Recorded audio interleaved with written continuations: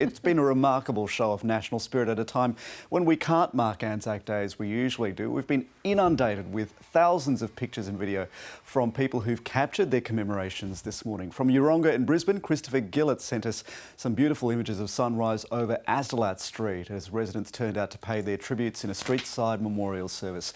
Like so many young people this morning, Nicola Bignall, through her trumpet, played the last post in remembrance. And there was a similar scene with a young trumpeter at dawn at Beecroft in Sydney. This video from Des Verana.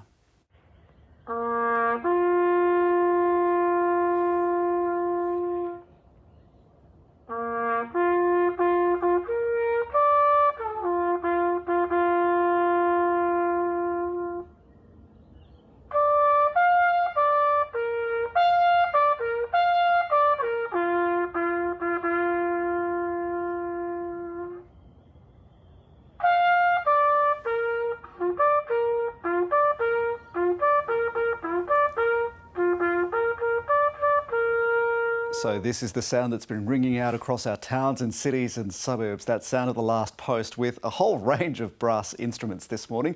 The little ones have been a big part of this national remembrance as well, many of them hopping out of bed very early this morning to take a moment to light a candle in memory of those who've fallen and those who've served, both in war and in peace.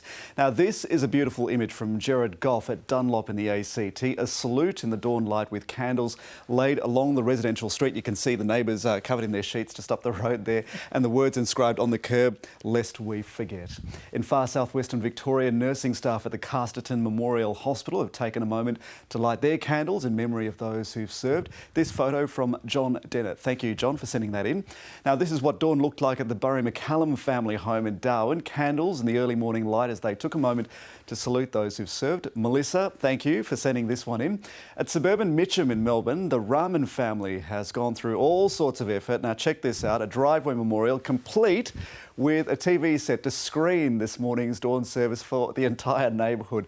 Emma Rahman tells us her dad, Abdurrahmi Rahman, served in East Timor 20 years ago. Her mum Janet is currently working in a COVID-19 screening clinic. So Emma, thank you for sending us those pictures.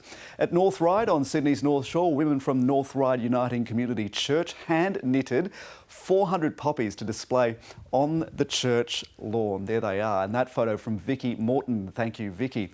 The colours at dawn are always spectacular, aren't they? I shouldn't be surprised. It happens every day, but it really is beautiful and especially meaningful on a day such as today. This photo is from David and Sandy Rafferty, marking a moment's silence with Pauline Davies in the very small hours of the morning.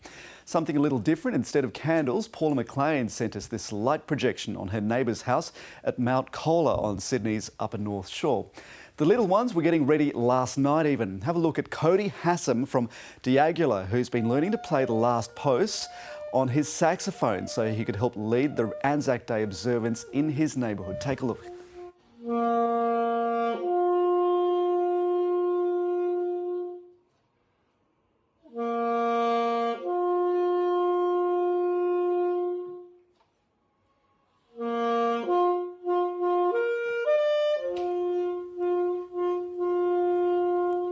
Oh, he does so well, doesn't he? He's been practising, Joan Fowsley, for a couple of days to get to this point, which I think is pretty good. It's like you said before, it doesn't really matter what instrument you play. That's Anything goes this Anzac Day. That's right. That's exactly it. Now, not everyone, of course, has been on their driveways, especially for those with friends and families who live far away. Some have been on their home computers instead.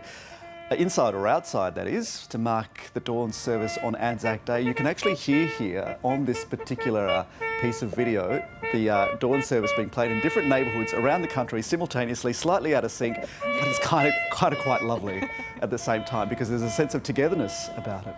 All over the country, the sounds of bugles playing the last post have been ringing out across our towns and cities. There's a flood of pictures on social media and coming into us at the ABC. While it may have felt quiet this morning on your street, you can be sure that if you were up for the dawn service or to mark a moment's silence, there were thousands of Australians with you in every corner of the country. It's been a moving display of national spirit in the face of this pandemic that's forced all of us to get creative in how we mark one of the biggest observances on the calendar. And we'd love to hear your stories about how you're marking Anzac Day. Now that the dawn services are over, I don't know, maybe you've got a game of two up, some baking planned. Send us your Twitter and Facebook messages and pictures and video, or you can email us as well, your pics at abc.net.au to share your photos and videos.